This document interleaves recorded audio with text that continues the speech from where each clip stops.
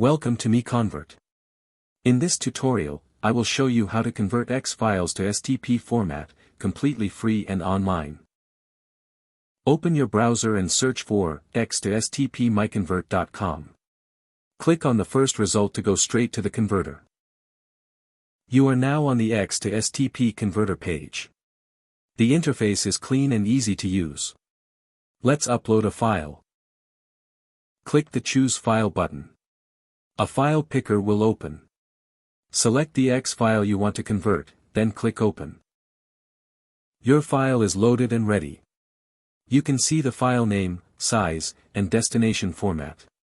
Click Convert now to start the conversion. The conversion is in progress. You can see the progress bar moving. This usually takes just a few seconds. Done. Your file has been successfully converted. Click Download to save the STP file to your computer. That's it. Visit MiConvert.com for more free conversion tools. Subscribe for more tutorials. Thanks for watching.